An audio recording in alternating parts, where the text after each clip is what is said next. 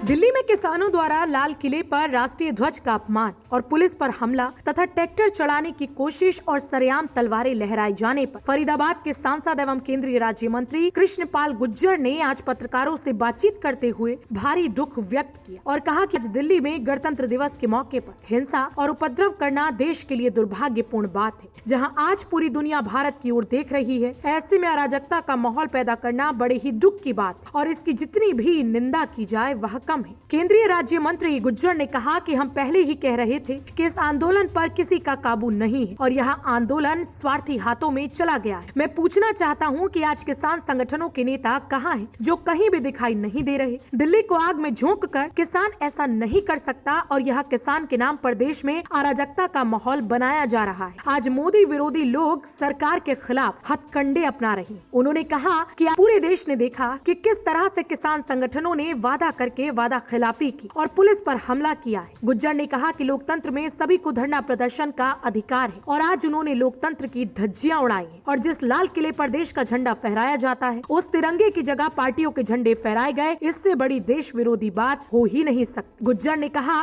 कि यदि इन्होंने अपनी इसी तरह से हठधर्मिता बनाए रखी तो सरकार सख्ती से इन अराजक तत्वों से निपटेगी। उन्होंने साफ किया कि यह आंदोलन पहले दिन से ही किसानों के हाथ में नहीं था और जिस आंदोलन में भिंडरावाले के नारे लगते हों वह कभी किसान हितैषी नहीं हो सकता। देश के लिए बहुत बड़ा गर्व का दिन है जब पूरे देश में 72वां गणतंत्र दिवस पूरी धूमधाम से लोग मना रहे थे। ऐसे समय में दिल्ली में हिंसा करना, उपद्रव करना,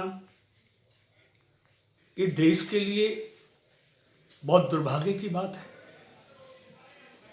आज जब पूरी दुनिया भारत की तरफ देख रही है, देश की राजधानी में उपद्रवी तत्वों द्वारा इस तरह तोड़फोड़ करना, अराजकता का माहौल पैदा करना, ये बहुत निंदनीय है। इसकी जितनी निंदा की जाए उतनी कम है। हम पहले ही कहते थे इस आंदोलन पर किसी का कोई काबू नहीं है। ये आंदोलन स्वार्थी लोगों के हाथों में है। सिद्ध हो गया वो तमाम किसान संगठनों के नेता जो इस आंदोलन की अगुवाई कर रहे थे वो कहाँ हैं? वो कहीं दिखाई नहीं दे रहे। और दिल्ली में इस तरह दिल्ली को आग में झोंक देना ये ठीक नहीं है।